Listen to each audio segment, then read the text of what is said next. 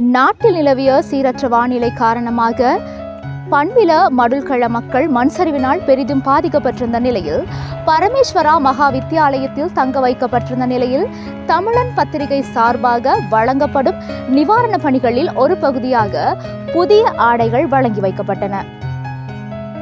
வணக்கம், நாங்கள் கலாபக்கம் மடுல்கலை அப்படிங்கிற ஊர்லேருந்து பேசுகிறேன்.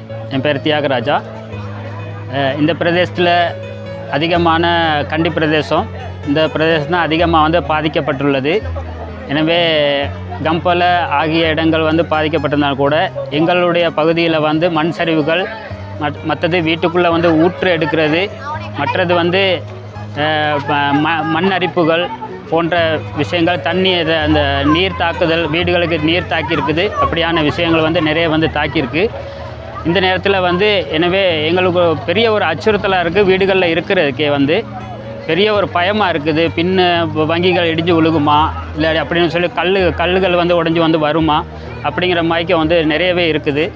ஆன போதிலும் இப்போ ஏதோ நாங்கள் ஆரம்ப கட்டத்திலே நாங்கள் தைரியமாக வீடுகளில் இருந்திருந்தாலும் கூட இப்போ ரொம்பவே அந்த 3வது எச்சரிக்கை கொடுத்த போது எங்களுக்கு சரியான பயமாக இருக்குது. இப்போ மீண்டும் மழை வீழ்ச்சி அதிகமாக இருக்கிறபடியாக எங்களுக்கு அச்சுறுத்தலாக இருக்குது. வீடுகளில் இருக்குது தங்குறதுக்கு.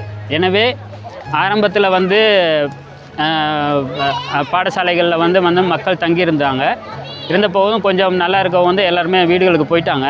ஆனால் இப்போ என்ன சொன்னால் மறுபடி அச்சுறுத்தல் தான். அதிகமான மக்கள் இங்கே தங்கியிருக்கிறாங்க. அபிராமி பாடசாலை, மடுல்கலை மற்றும் லியாங்கல பகுதிகளில் நகல் பாடசாலை மற்றும் டீமலை பாடசாலை ஆகிய பாடசாலைகள் மக்கள் அதிகமாக தங்கியிருக்காங்க.